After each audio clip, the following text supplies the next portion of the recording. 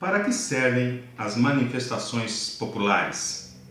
Eu sou o Dr. Heber de Andrade, sou médico aqui em Santo André e vamos falar um pouquinho sobre as manifestações populares nesse momento que o Brasil está passando agora e um pouco da história. Ora, o que é a história? A história você pode contar da forma que você quiser. Uma história você pode contar da maneira que você achar melhor, da parte que lhe interessar mais. Isso que pode ficar mais gravado em você.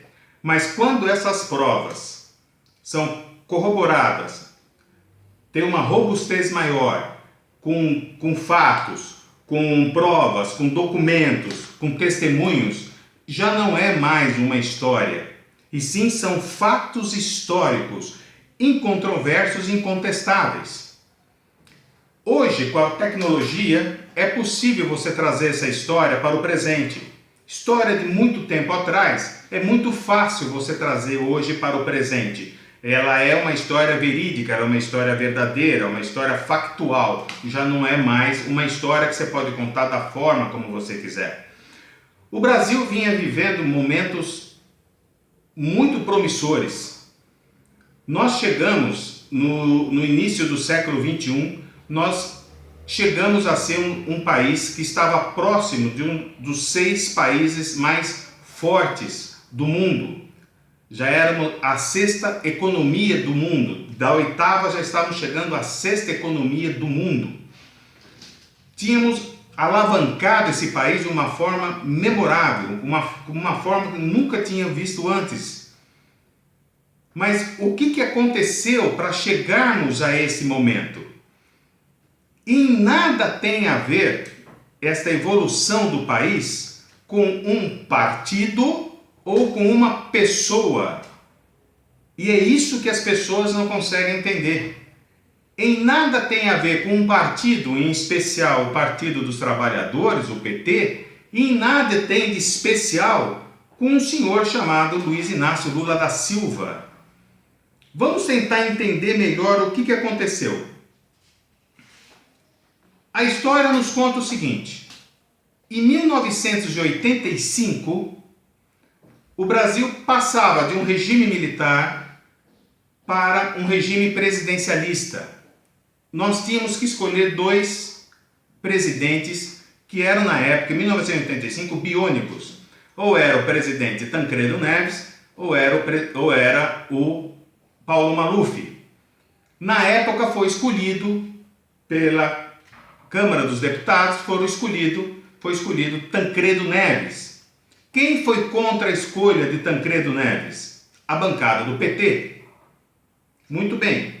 Em 1988, ano da nova Constituição, foram eleitos parlamentares, naquela época se falava em parlamentares constituintes.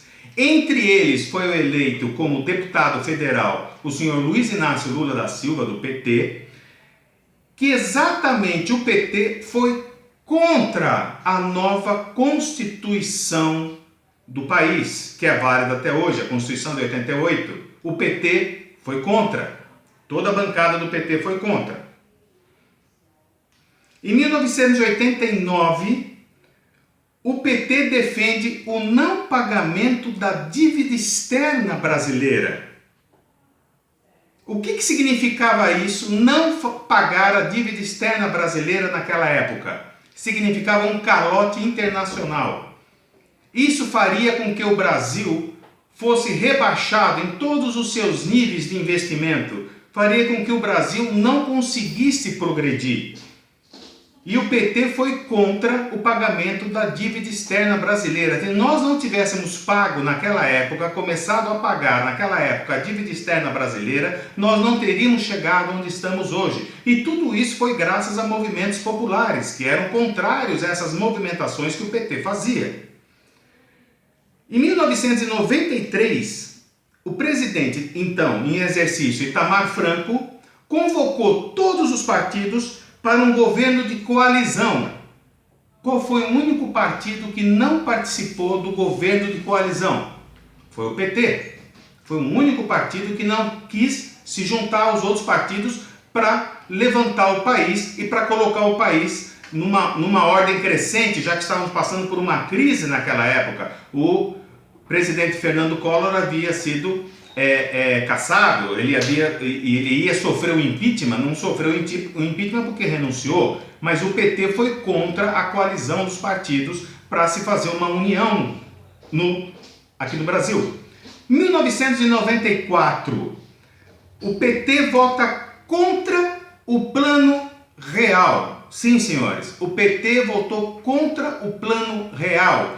O plano queria dar estabilização financeira para o país.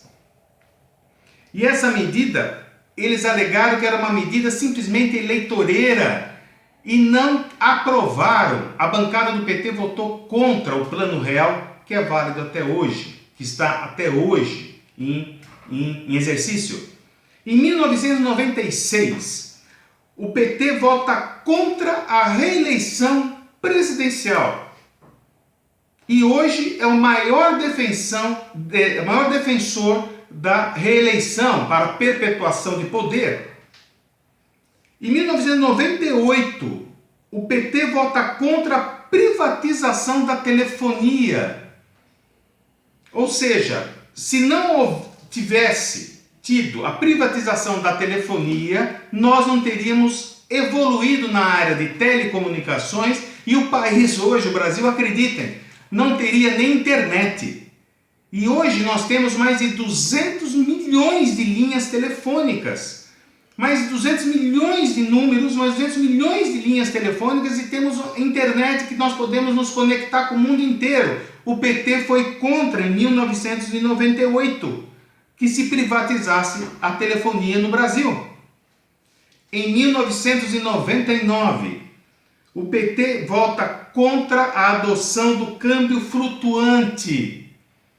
Isso significava o seguinte, significava um golpe econômico, porque as outras nações não iam investir num país onde não tinha um câmbio flutuante, ou seja, um câmbio que realmente representasse a real economia do país. Então, se nós não tivéssemos o câmbio flutuante, nós não teríamos uma clareza, uma transparência na nossa economia. E isso afetaria os investimentos externos. Tudo isso fez com que o Brasil fosse alavancando e fosse subindo até no início do século XXI, quando o país já estava num patamar elevado, já como uma das 7, 8 maiores potências do mundo. Em 1999, o PT consegue votar contra a adoção de metas de inflação. Se o país não tivesse metas de inflação, nós não teríamos controle da inflação no país. Nós tínhamos que ter uma meta e quando chegássemos nela, nós dispararíamos gatilhos e para contingenciar o aumento dessa inflação. O PT foi contra. Era para ter liberdade, para isso ir para frente, para não ter nenhum tipo de controle. Se não houvesse isso, também lá fora os países não iam nos enxergar como um país sério. Se nós não tivéssemos o controle do câmbio, não tivesse controle da inflação. E o PT era contra tudo isso. No ano 2000, o PT, de forma alarmante, de forma insana, é totalmente contra a criação da responsabilidade fiscal. Lei de responsabilidade fiscal, aquela lei que responsabiliza o governante quando ele gasta acima do que arrecada. O PT foi contra isso. Ou seja, algo que era uma coisa que seria natural, alguém só pode gastar aquilo que ganha, mas não havia sido legitimado, não havia lei. E o PT foi contra a lei de se gastar apenas o que o governo arrecada, não pode gastar mais do que isso. E se o governante gastar mais do que isso, ele fica inelegível e ele vai responder isso junto aos tribunais de justiça, junto ao Tribunal de Contas da União. E o PT foi contra. 2001, o PT vota contra a criação dos programas sociais. Na época era o presidente Fernando Henrique Cardoso. ele havia colocado alguns programas sociais para tirar muita gente dos bolsões de miséria desse país. E ele acabou implantando alguns sistemas. Não eram sistemas totalmente corretos, totalmente perfeitos, mas era o início de algum movimento socioeconômico para tirar os bolsões de miséria do Brasil, os nichos de miséria que havia no Brasil, os bolsões de pobreza que o povo passava. Então foram feitos alguns programas sociais a qual o PT foi contra, como o Vale Alimentação, o Bolsa Escola, o Vale Gás, entre outras. E o PT dramaticamente foi contra, dizendo que isso era uma esmola eleitoreira. Uma esmola eleitoreira. Praticamente todas as reformas econômicas que esse país fez foi de meados da década de 80 até o início do século 21. Quando o PT, em 2003, então, definitivamente assume o governo desse país.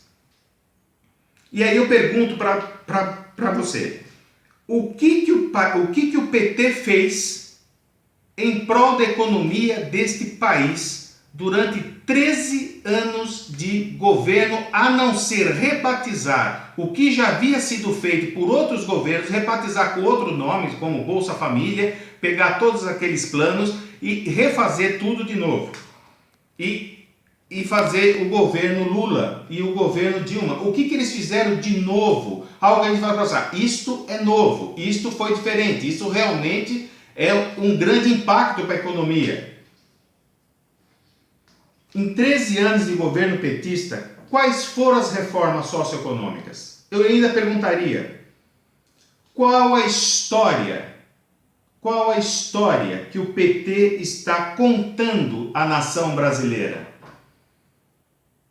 Se não fosse pelos movimentos populares, se não fosse para as pessoas irem às ruas e se manifestarem em redes sociais, em mídias, nós não teríamos alcançado hoje o país que está e não estaríamos hoje neste momento, nós estaríamos numa condição ainda muito pior, porque a história que vai ser contada pelo PT, pelo governo do PT, pelo governo do senhor Luiz Inácio Lula da Silva e pela senhora Dilma Rousseff, não estarão nas atas do governo, estarão nas páginas da justiça desse país, estarão nos inquéritos policiais, estarão nas páginas e nas sentenças que esse país, esse governo receberá. Essa é a história que o país, que esse governo está deixando.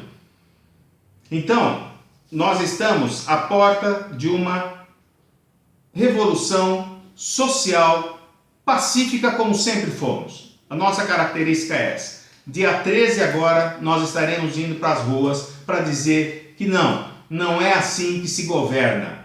Vamos fazer de uma forma diferente, vamos parar com isso, porque isso está levando o país a uma vergonha mundial, está rebaixando o país. Nós estamos chegando à 6ª maior economia do mundo, e só com nós, com o nosso movimento, com nós irmos às ruas e falar basta, é que nós vamos transformar esse país, como sempre fizemos, quando dissermos basta. E é isso que eu quero dizer hoje a vocês. Movimento popular, pacífico, nas ruas, movimenta o país e transforma essa nação. Eu quero abençoá-los em nome de Jesus. E dia 13, vamos para a rua. 13 de março vai ser um marco na história desse país de uma revolução pacífica, honesta, tranquila, que vai mudar o rumo desta nação. E eu parabenizo todo o Ministério Público desse país, que tem contribuído para que esse país realmente volte a ser aquele grande país que nós estávamos conquistando e vamos continuar a conquistar. Vamos voltar a ser um dos países mais fortes do mundo. Vamos voltar a ser a 6ª economia, se não a 1ª economia desse mundo. Por que não? Nós temos força, capacidade, inteligência e cabeça para isso. Nós precisamos de ética, de moral e de civismo. E é isso que nós vamos buscar nas ruas. Deus te abençoe.